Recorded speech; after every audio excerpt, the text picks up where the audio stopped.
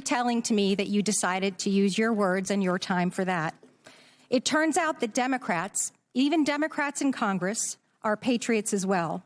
We serve in our uniformed services, we admire and love our uniformed services, and we love our country just as much as Republicans do.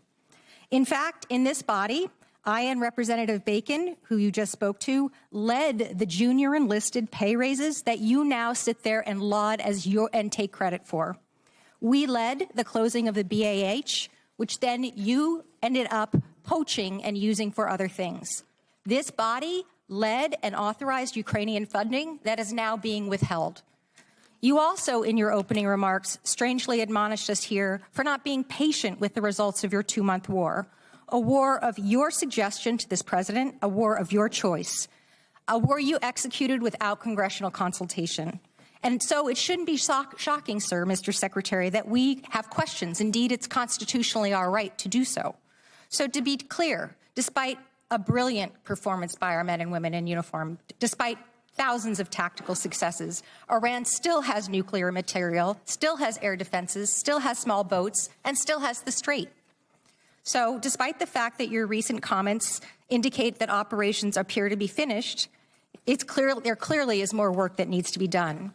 As mentioned, today is indeed 60 days. So, Mr. Secretary, how many more months, just order of magnitude, do you think that you're going to need to be able to conclude operations successfully? And how many more billions of dollars do you think you're going to ask this body for?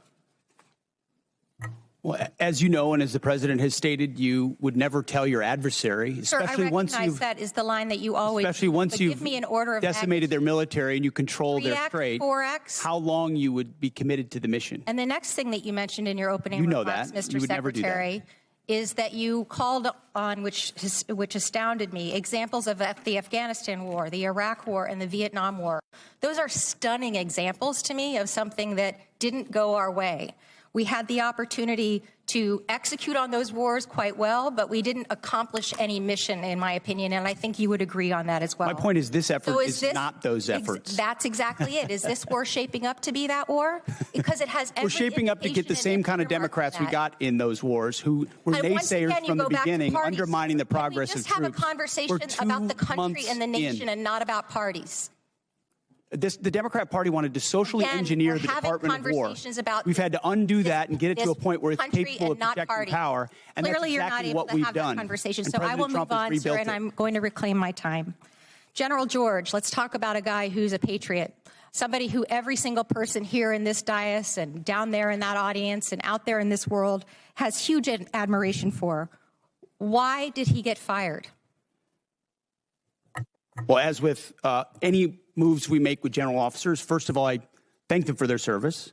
And ultimately, my impression is you thanked him by a text or a phone call. You didn't even do it to his face. Out of respect for these officers, we never talk about the nature of their removal, but every one of them, including myself, knows that they serve at the pleasure of the president. Why did you fire him?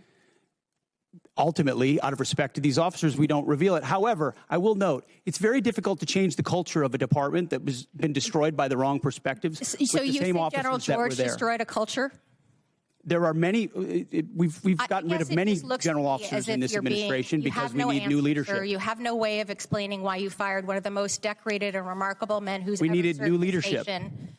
And so your answer is a very immature way of responding to my request. My next question has to do with my remaining time about the fact that there apparently are orders that you've recently given to the Navy to detail officers to command billets in special operations where the people who you're detailing, have already received bad performance reviews.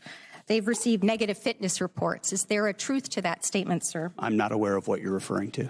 Have you ever ordered the Navy to add officers who never screened for Special Operations Major Command to the promotion list for flag officer? I'm not aware of what you're referring to. All right, I'll take that for no. Thank you. I yield. Generally yields back.